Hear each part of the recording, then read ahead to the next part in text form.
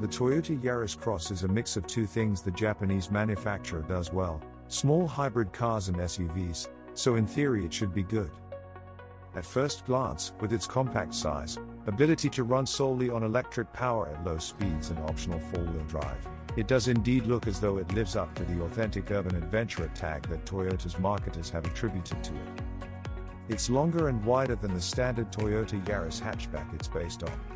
In fact, it's roughly the same size as the rival Nissan Juke and, like that car, offers the sort of raised driving position that's important to many potential SUV buyers.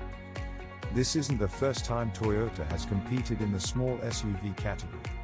Early versions of the Toyota RAV4, available in compact, three-door form, and in the early 2010s we were offered the short-lived urban cruiser.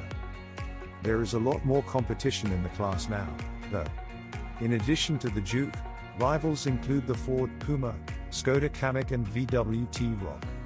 So, does the Toyota Yaris Cross have what it takes to stand out among the best small SUVs? The Toyota Yaris Cross is available only as a hybrid with one engine option, a 1.5-liter three-cylinder petrol that works with an electric motor to improve performance and efficiency. It's not the quickest small SUV out there. We achieved a 0 to 60 miles per hour time of 10.0 seconds during our testing, matching the slower, entry-level engines fitted to the Ford Puma and Skoda Kamiq. That means it's still brisker than the equivalent VW T-Roc and VW Tiggo. When you start pressing on, the petrol engine accelerates up to motorway speeds without much bother. The motor gives it plenty of shove off the line, and the Yaris Cross will run solely on electric power around town if you're gentle with the accelerator. That makes it quieter than its petrol-only rivals, and indeed easier on fuel, although we'll talk more about that later. When the petrol engine chimes in, the Yaris Cross gets a lot noisier. That's down to the standard CVT automatic gearbox. It's responsive, but holds the revs near the red line if you're accelerating or climbing a hill. A few engine vibrations reach the cabin, but they're no worse than in rival cars. Things settle down again once you're up to speed.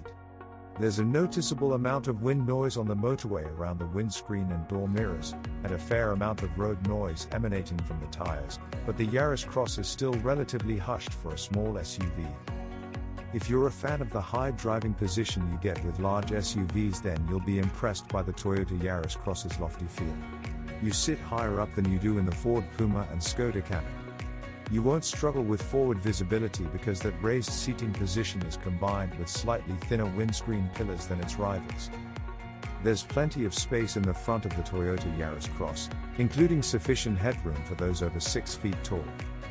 Front storage space includes 2 cup holders, a tray in front of the gear selector for your wallet and keys, and another one under the infotainment screen for your phone, although that's shallow enough for your phone to slide out when cornering. The cubbies in each door are quite small, taking a bottle of water and not much else. A couple of 6-footers will fit in the back, with a touch more space than in the Ford Puma. Anyone wanting to stretch out will be much more comfortable in the Skoda Kamiq or VW T-Roc, while the Renault Captur and VW T-Cross can be had with more flexible sliding rear bench. It's also worth noting that the rear door openings are small, which can make it tricky to squeeze in a child seat or for less agile people to climb aboard. Unlike most of its rivals, the Yaris Cross comes with 40/20/40 split folding rear seatbacks in all but entry-level trim. The slightly more expensive Mini Countryman has the same, but the Puma and most other rivals have a less versatile 60/40 split.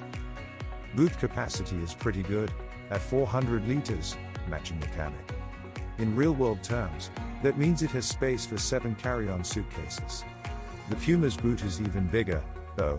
We managed to fit 8 cases under its tonneau cover. To make loading larger items easier, higher spec XL trim comes with a handy 2-piece height adjustable boot floor that reduces the loading lip. In fact, when it's in its highest setting, there's virtually no lip at all. Seeing out of the back is a different story because the rear pillars are quite a bit chunkier than the Kamiq's. Thankfully, every version comes with a rear-view camera, while XL trim adds front and rear parking sensors. Getting comfortable in the Yaris Cross is easy. All versions feature plenty of manual adjustment to the steering wheel and driver's seat. The only demerit is that you don't get adjustable lumbar support unless you go for mid-spec design trim or higher. The cheaper Icon and Design models both come with an 8.0 inches touchscreen infotainment system, while going for Excel and above increases the screen size to 9.0 inches, and adds built-in sat-nav. The smaller screen has a few more physical buttons to make navigating the core menus a little easier, so it's the more user-friendly of the two while you're driving. Whichever infotainment screen you end up with, the Toyota operating system is rather clunky.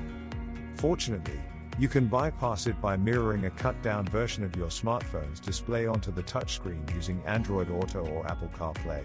They're both included as standard.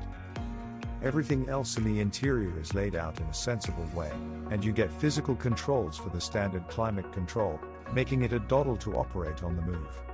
Everything feels sturdily screwed together, but the interior lacks the upmarket feel you get in the Nissan Juke, let alone the Mini Countryman. As a cash purchase, the entry-level Toyota Yaris Cross Icon comes in at about the same price as the Ford Puma in entry-level titanium trim. That makes it more expensive than a similarly powerful Skoda Kamiq SE 1.0 TSI 110, but cheaper than the VWT Rocklife. The Yaris Cross promises to be much cheaper to run than those rivals, though, particularly for company car drivers. The hybrid system keeps CO2 emissions as low as 100 grams/km, reducing the benefit-in-kind car tax rate.